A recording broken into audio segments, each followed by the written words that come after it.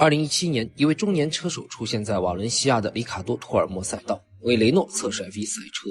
他的身形看上去非常瘦弱，脖子细细的，头发也不多，尤其是他的右手似乎受过大伤，小臂上的肌肉很大一部分已经完全萎缩了。而他在测试的时候，右手帮不上什么忙，过弯时全靠左手和身体核心代偿，也就是说，他几乎是在用单手驾驶 F1 赛车。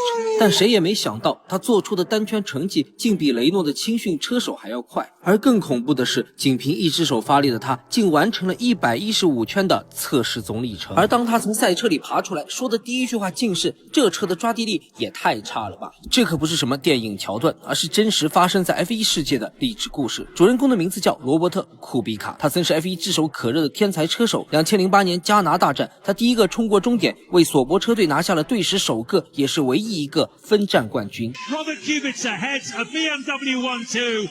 Robert Kubica wins in Canada. 在维伦纽夫赛道拿下冠军意义非凡。要知道，1年前也是在这里，他刚刚遭遇了恐怖的撞墙事故。车祸发生的瞬间，很多人都以为他性命难保。Oh, that's a big accident for Kubica. 幸运的是，75G 的峰值冲击力只造成了轻微脑震荡和右脚踝扭伤。库比卡留院观察1天后就出院了。2周后在法国站复出，他又直接拿下了第4名。Have you had a look at? Have you seen the accident on TV?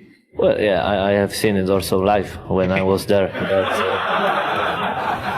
库比卡的出色表现被人们认为迟早会成为世界冠军。10年，他更是与法拉利完成了签约，但没想到就在转会前夕，意外发生了。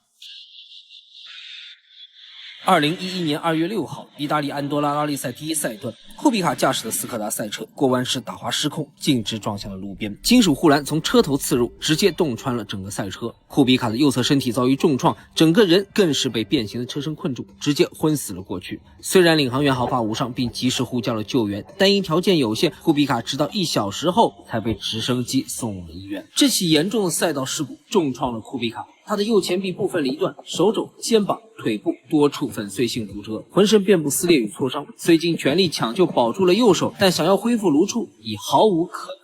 而比起身体重创的具象打击，梦想崩塌带来的精神折磨更令人窒息。法拉利肯定去不了了，雷诺也在找替代者了，而自己却连一杯水都握不住。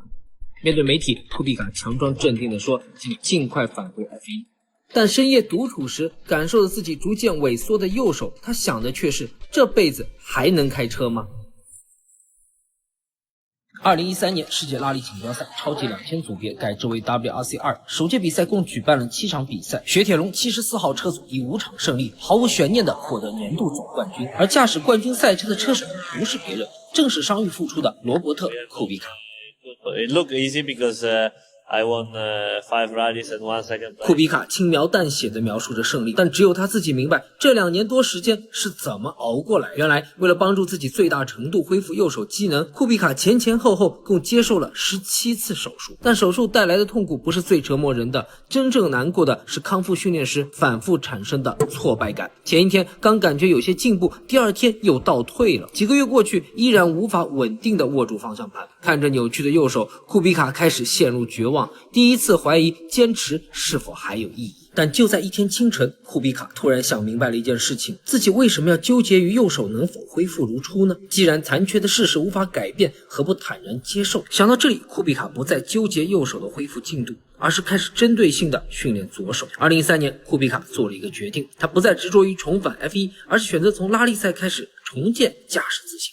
学会与残缺共存，让库比卡彻底走出了低谷。在 WRC2 拿下年度冠军后，他又前后参加了多项拉力赛事。人们惊奇地发现，即使仅靠单手驾驶，库比卡的速度依旧非常惊人。2015年 Autosport 将他评为了年度10大车手之一。而在积累了一定的自信后，重返 F1 的念头不自觉地冒了出来。库比卡不想一辈子做一个拉力车手，他想证明即使受过重伤，依然能站上赛车世界的最高舞台。